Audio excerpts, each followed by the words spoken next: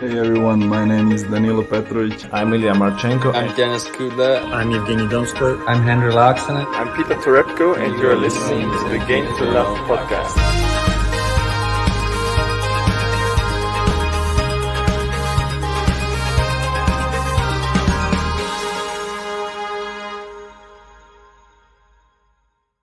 Hey, welcome back, tennis fans. Here we go. It is the Karatsev Sinner double, it would seem.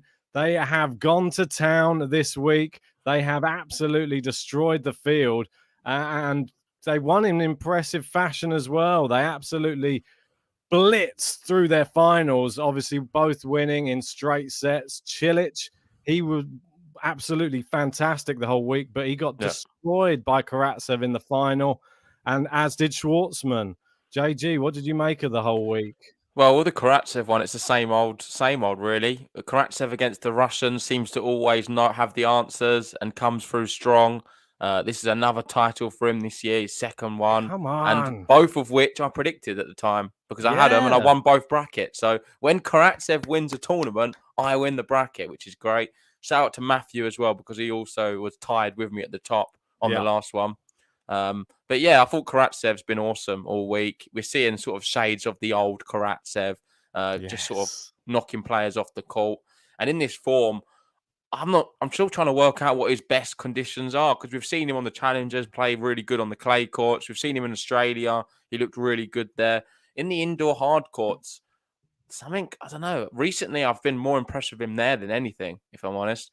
And if he can get to the race to Turin, we know that's going to be an indoor hard court. That could really, really suit him, and I think he could do very well. And someone else who's very good on that surface is Jannik Sinner, if not the best right now. There's not many people who can stop him at all.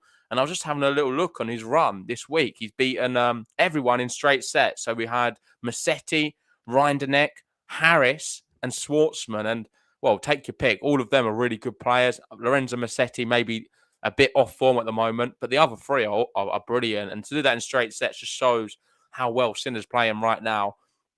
Schwartzman, before Sinner beat him in that final, had just beaten Andy Murray, Nakashima, and Brooksby in straight sets. That just gives you an idea of the level Schwartzman was playing at, in which he bageled Brooksby in the match before. So, listen, it was a big sort of statement, I think, from Sinner. And now, with his ranking, the way he's pushing on, I think anything's possible. Whether or not he can crack the top 10 or not, we'll have to wait and see. I think he's going to. And the race to Turin, I put him as my favourite to get there. I really do. I think you have to, really. I mean, the way that he's been playing, he dished out in that tournament in Antwerp. I think it was 8 or 6 swans there? He dished out a double swan to Schwartzman, a double swan to Harris, 1 to Rinderknecht, and 1 to Musetti. So 6 in total. Sorry. Just amazing. That is comfortable winning, especially against good opposition. Harris is no schmuck on indoor hard. We know how hard he hits the ball, how well he serves. And Sinner, in that final, especially against Schwartzman yesterday, it wasn't even a competition. Even though Schwartzman can stay in rallies, he just lacked the power. And it just seemed that all of Sinner's shots were just skimming off the surface. And he just had that one extra shot that Schwartzman just couldn't get it back each time. Just better. And that goes to show the difference. Man. It's dominant. Like, we're looking at Sinner now, and I'm seeing shades of like a Daniil Medvedev on the hard courts. That Rublev last year. Not as good, but like just that dominance. And right now, it's hard to see many people stopping Sinner. My only criticism of him is his gas tank. And I'm not sure whether or not he's able to, after this tournament, go into the next one, which he's playing Vienna, and do well there as well. Because it sometimes takes him some time off before he gets back playing great again. And that is a big worry for Jannik Sinner. We've seen him many times struggle with his gas tank. We know he's got all the ability, but physically, I think it could take a toll on his body, and that's where he needs to improve. But if he is able to, and he's playing at, say, even sort of 70% or above, I just don't see many people stopping him yet again. I think an interesting matchup could be the likes of Tsitsipas or Zverev. Let's see where Sinner's game is against them guys. We've seen he's always falls short against, say, the likes of Djokovic and Nadal. But where is he in as opposed to some of the other sort of challenging pack? because I that's going to be a real yeah. test for him. And I think It's he's gonna ready be- for the yeah. ready for the battle. I think he is. I think it's going to be interesting to see how it goes in Austria after he's just been playing, obviously, a whole tournament. He's played and he's won fairly comfortably. I don't think he'll be that tired after playing so well. I think that he's played a full tournament, but he's played pretty quick matches. If we're Yeah, but it's honest, just every day, man. Like for him playing a match every day, I've not seen enough of him to impress me, and that's why he struggled in Grand Slams for me. It's not necessarily the opponent. Sometimes just looks very tired and fatigued out there.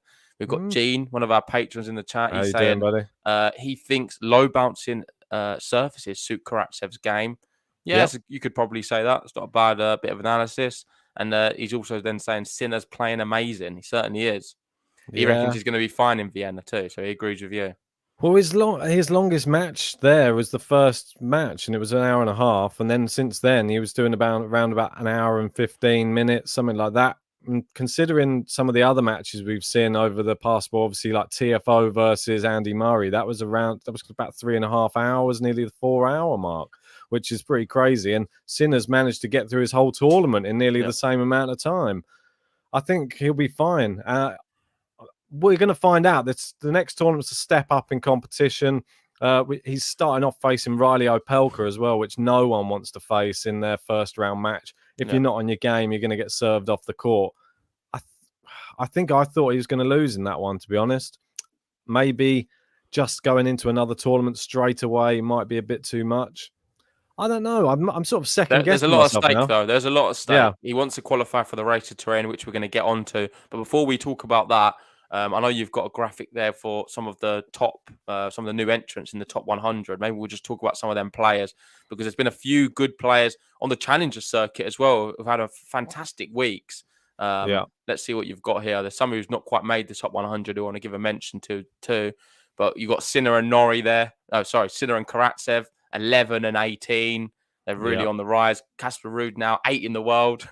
I was just laughing when I saw that because thinking about our top 10 at the start of the year, I think either of us had Ruud in there. No. Brooksby, he's had a fantastic week yet again. I know he did get bageled by Schwartzman, but just looking amazing. Yet just winning a lot of matches, looking comfortable on the hard courts. Pedro Martinez, he surprised us a little bit. He had a little run. Greek Spore, another challenger title yet again. Brilliant.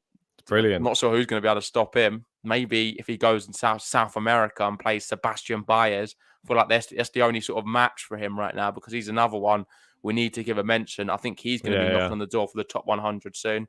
He's been outstanding and one to watch. I want to keep singing his name because Sebastian Baez, the Argentine, brilliant clay quarter, a bit like a Diego Schwartzman. I get shades of him there. I just think he's going to be one to stay and he's going to be knocking on that door for the top 100. And you never know, could have a real serious breakout season next year. We've seen Karatsev and Norrie, what they've been able to achieve. Could that be a Baez next year? It could well be. He's only 20 years old and he's just sort of coming off the back of 2 tournament wins in a row on the Challenger Tour. Beating really good players as well, like you were saying. I know that he's been playing, obviously, the Cerundolo brothers. I think he's got winning records against both of them. Yeah, beating Thiago Montero. He bageled Montero in the final, Baez. And he's beaten Juan Pablo Varillas, I think, a couple of times recently as well. Oh, no, they're 1-1 recently. Yeah. But Varillas, if you're able to hang with him on the clay courts, you know that you're in good company. And I thought Varillas may be the one to step up. Looks like Baez, he's just edging ahead and he's younger as well. So his ceiling looks a little bit higher than Varillas. We need to see what he's able to do on the other surfaces. He's at the moment just very one-dimensional clay quarter. Started like that with a bit like Alcaraz, and he was able to develop and change. So let's see what Baez is able to do, but one to watch out for. Greek Spore as well. We've seen a little shades of him this year on the main tour. I know we've got a button for him. We're big fans of his. Played Djokovic, didn't he? Yeah, I don't know. I'm not sure. I think I'm not sure if he's someone who's going to really raise to the level. I think he's just good where he is. But I'm happy to be proven wrong. Nakashima, we had a podcast on not too long ago. He's at 69 now. Taberna's cracked the top 100, 93. Yeah, brilliant. And JM Cerundolo, the Francisco's brother. That's great. Great to see. And like you said, Brooksby and Nakashima, the American double act there. think that's so promising for US tennis. I think you're only going to see those two rise even higher. They'll both break the top 50 soon, I'm sure. So should we move away from that? I know that we had quite a nice graphic because we're talking about the race to Turin. And as it said here on the ATP Tour Twitter, 5 down, 3 to go. And this is the sort of state of affairs as it sits for the top 16 players.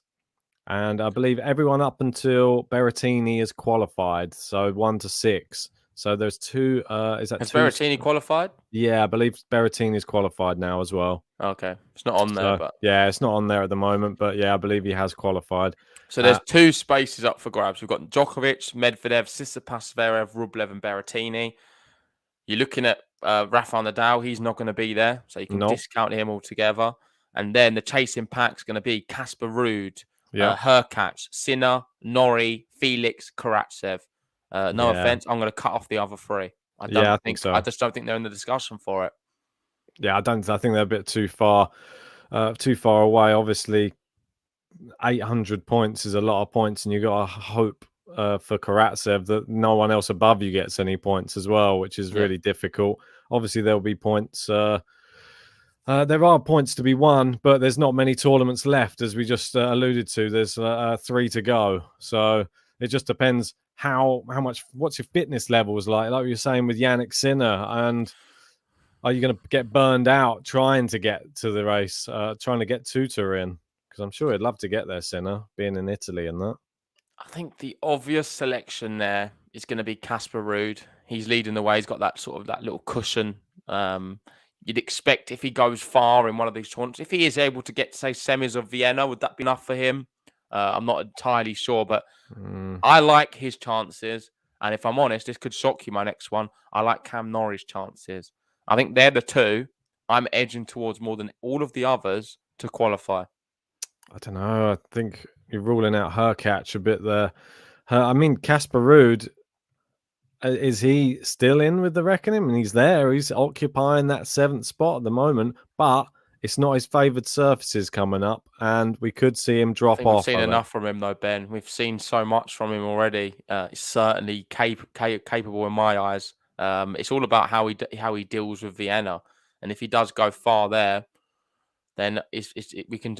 Well, I think he can do it. I know Gene's are saying Ruud's never done anything really on indoor hard court. That's true, but he's just showing this year how good of a tennis player he is, and I still believe in him a lot, and I believe that he can do it. So I'm going to call me an idiot. I'm going to be going Casper Ruud and Cam Norrie out of them names. I think some of the obvious picks would probably be Hurkacz and Sinner, but they're the 2 I'm drawn to.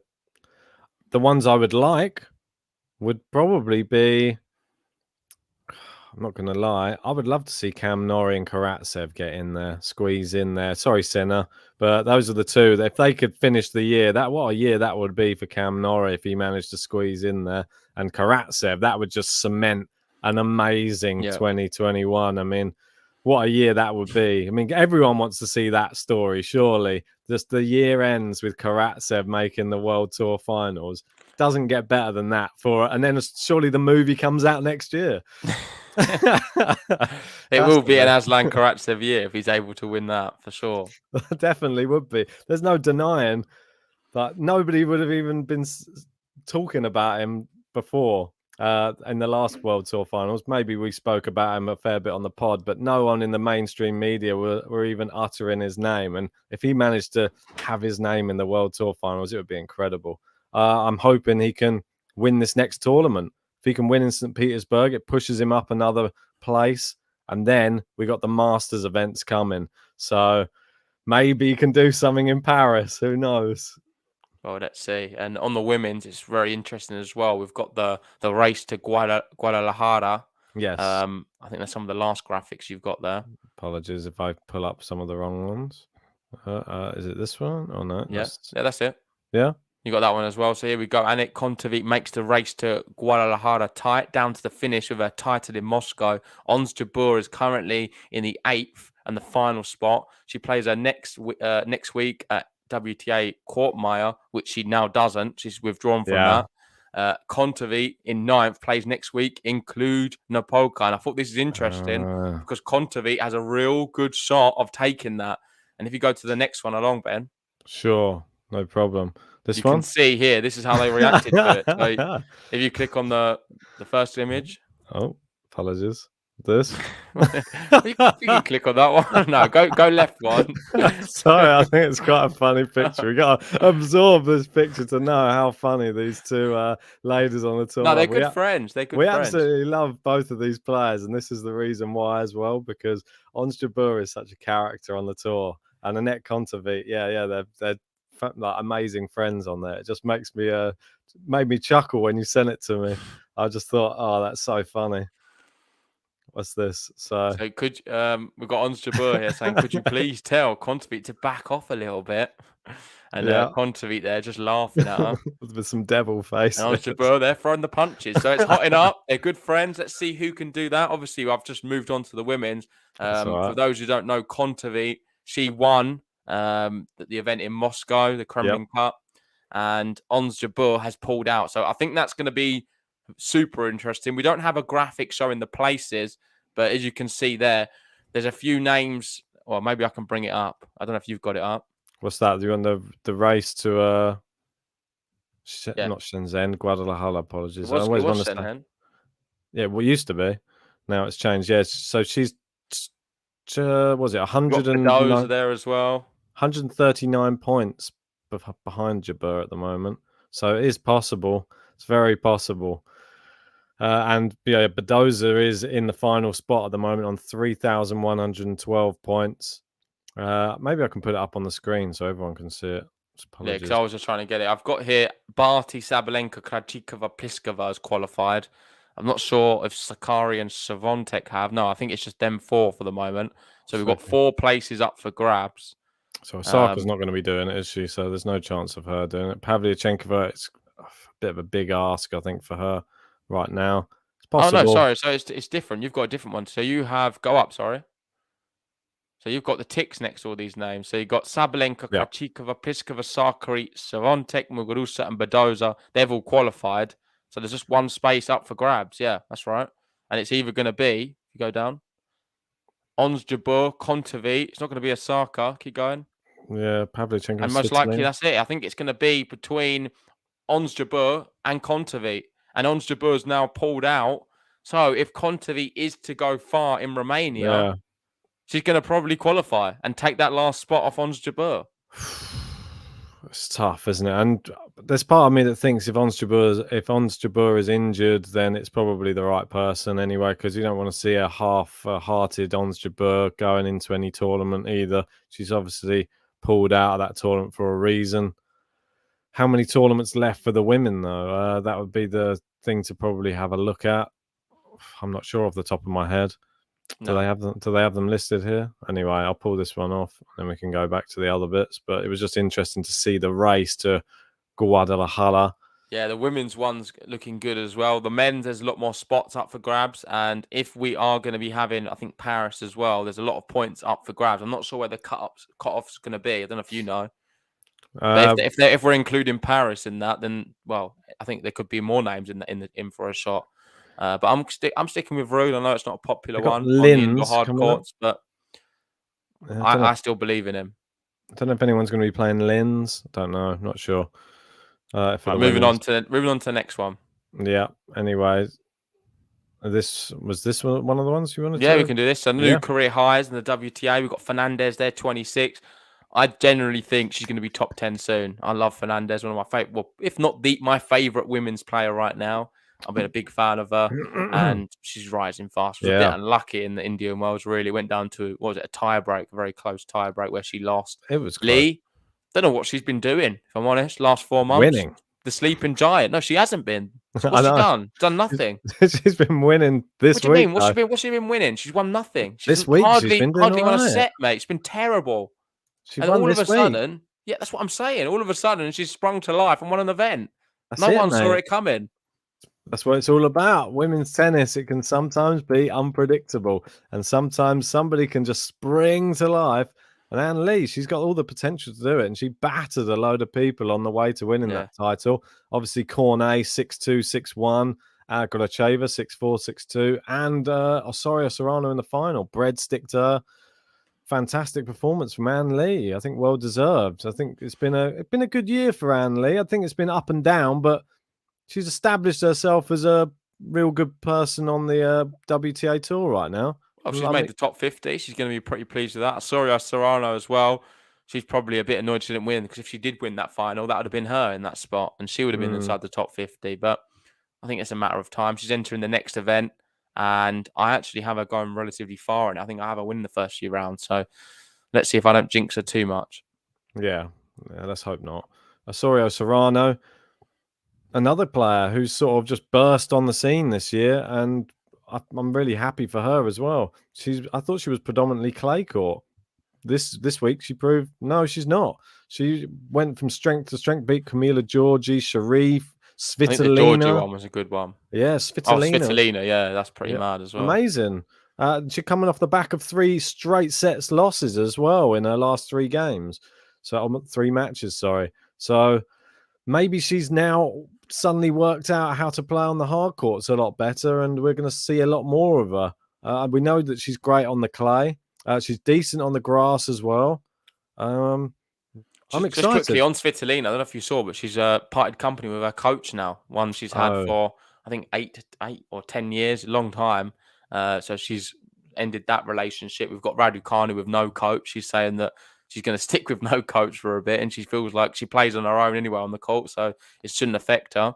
But I thought that was quite interesting that Svitolina's gone down a different avenue. Wish her the best with if she finds a new coach or she goes coachless, but she knows better than anyone. I think so. Pretty big news, though. Yeah, it's big news considering how well she was playing in the last few tournaments. Yeah. Maybe she just thinks it's just time for a change. Who knows? Moving back through these ones, this one is an ATP one for us to have a look at. Most ATP titles for players born in the year 2000 or after. We got Sinner there with a 5+1, but the +1 is a next-gen title there. We've got Korda. I'd kind of count it. Yeah, I mean, I think it's still quite a high level of competition in that tournament. I don't think that you're playing any bad players. They're all just your top young players. So Korda, Seyboth Wild, Juan Manuel Cerundolo, and Alcaraz in there as well, all grabbing 1 title apiece. Yeah, I'm just looking at the next gens who's qualified there. We've got Jannik Sinner, obviously he's leading the way. We've got Felix, Alcaraz, Korda, Brooksby, Musetti, Nakashima. I don't think he's officially qualified yet, but he's close.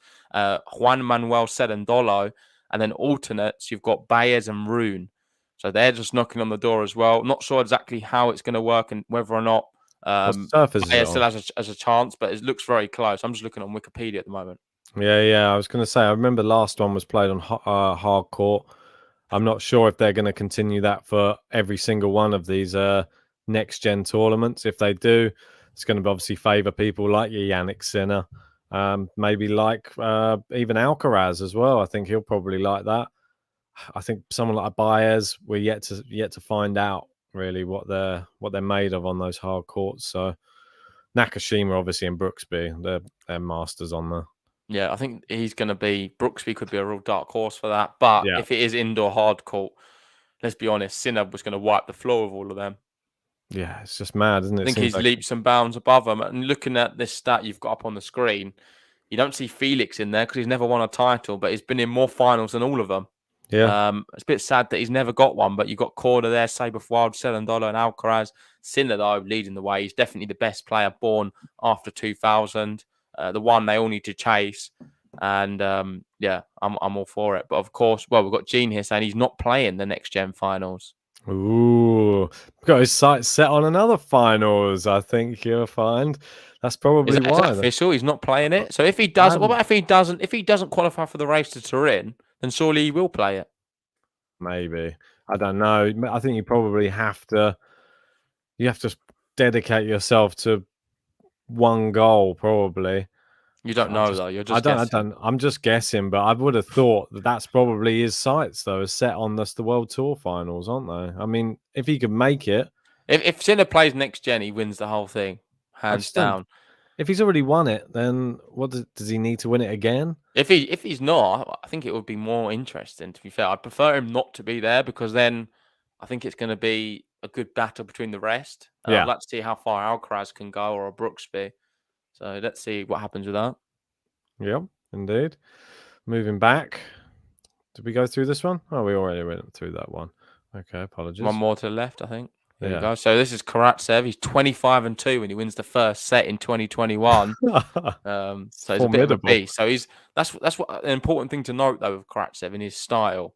Yeah. He's a bit of a confidence guy, and that's why when he gets on a roll, it's very difficult to stop him. He can go for a whole event and win it comfortably, and a lot of the focus is him winning the first set. If he can win it, then I would fear him a lot. Yeah, I think so. And the way he was playing this week, just a win in Moscow, I don't know. I think you're right. I just don't see who beats him when he plays like that. He doesn't show any emotion, but you can tell that when he gets in a flow, I don't think anyone beats him. And he's a scary prospect. And all those other Russian players are probably scared of him. I know All that of them. Medvedev as well. No Russian wants to play Karatsev.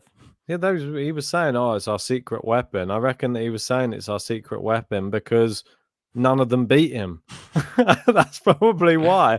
He's a scary person on the court, and he doesn't really give off any. He's not the type of person to go, and kick a camera over or do this and do that. Just calm, and then just gets it done. You might see him smack the odd ball. I think I've seen him hit the odd ball out the stadium, but that's about it.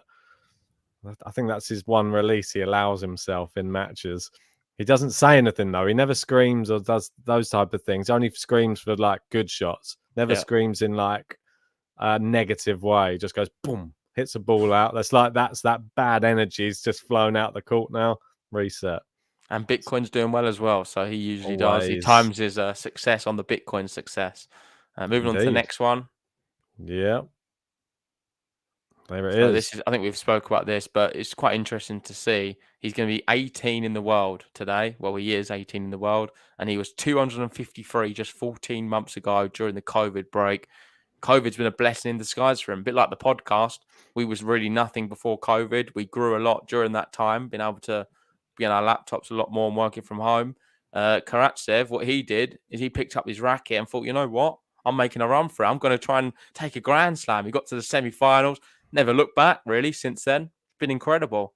Well, exactly. And then he's a staple now on the tour. Let's be honest, he's a top 20 player, Aslan Karatsev. That was why I know that we spoke about at the end of his match. I thought I might as well bring up the graphic I made again. I made it for a reason, didn't I? There we go. The Bitcoin growth versus the Aslan Karatsev growth there. And as you can see, from the beginning of the year, the prices of Bitcoin going up from 33,000. That was when Russia won the ATP Cup with Karatsev in there. Then they got to the semi-finals in Australia in February. Bitcoin went up. It took a big jump. Then he won his first ATP title. It was a massive jump for Bitcoin, an all-time high. Then he lost in the final to Berrettini. It took a little bit of a small dive. Then he went on a terrible run there, losing 3 matches, early exits in May. That Bitcoin dropped massively. Same in June, lost 3 early exit matches and dropped again. And then he started picking up the wins again. And then Bitcoin starts picking up. We had the Olympics. We had the US Open. He did well. And eventually we end up here at Moscow and Bitcoin goes to an all-time high again. And Karatsev takes another trophy. And, well, what's going to be? Does he win the World Tour Finals and Bitcoin finally hits 100K? Is that what happens, JG? Tell me now. Well, he's got to qualify for that first. And Gene there is just sort of explaining why Sinner's not going to be playing next gen. And that's because he's scheduled to play Stockholm in the week of the next gen finals. Okay. He's focused on picking up the points, and that's going to be his priority.